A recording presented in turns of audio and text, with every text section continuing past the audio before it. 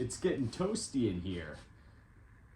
Thank you for joining me for this fireside chat as we discuss UFC Vegas 84's main event of the evening, which features a rematch.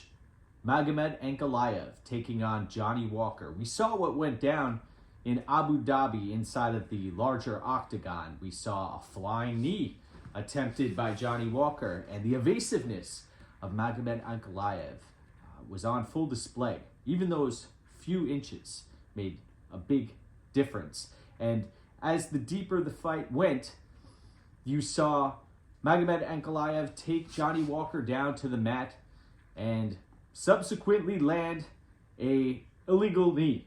And now they run it back a few months later inside of the Apex, and we have a smaller octagon, the friendly confines, and what gives here? What gives?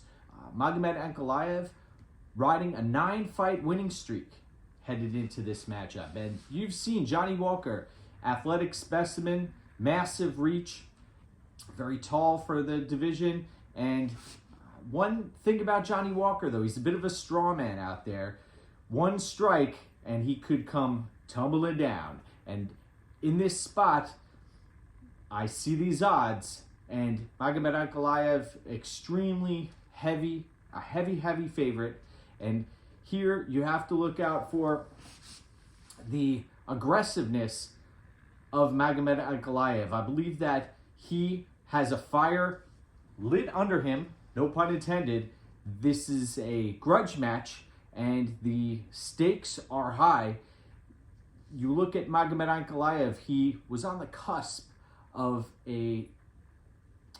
winning the championship belt off of Jan Blachowicz, and we remember what we heard.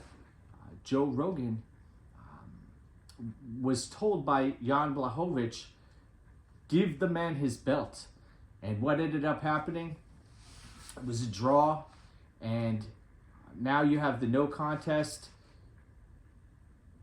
against Johnny Walker, and here they are again, ready to go to war.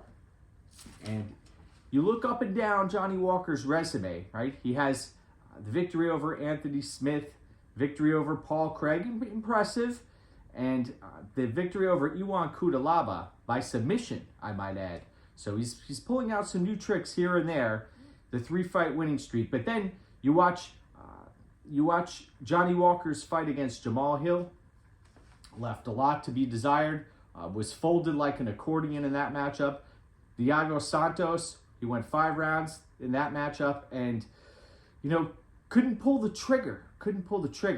And then Ryan Spann almost put him out. So tough to trust Johnny Walker. And this all began even before he took a loss to Corey Anderson. Everybody remembers that fight.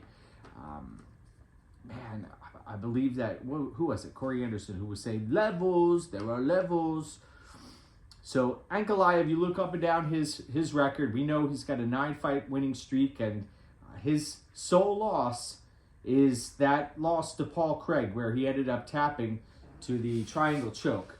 So in this spot, I believe that Magomed Ankalaev, he's a massive favorite here, and he could be playing with fire.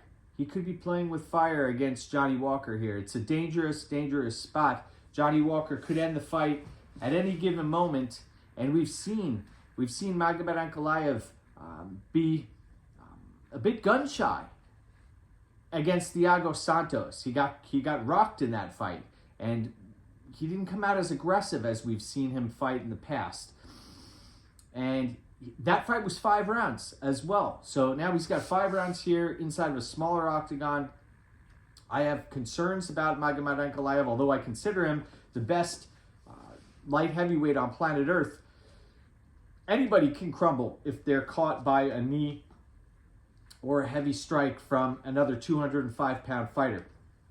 And if confidence is shaken, that's a cause for concern. So I believe there is potentially value on Johnny Walker's side of the betting angle, but I'm not touching this fight from a betting perspective. I think that the implied probability should indicate that, yes, Magomed Ankalaev is the legitimate favorite here. I'll be picking Magomed Ankalaev to win, but this is a no bet from my perspective. And I'd like to personally wish you a fantastic rest of your evening. Thank you for tuning in, and thanks for subscribing to the channel. Keep the fire going, baby. Let's go.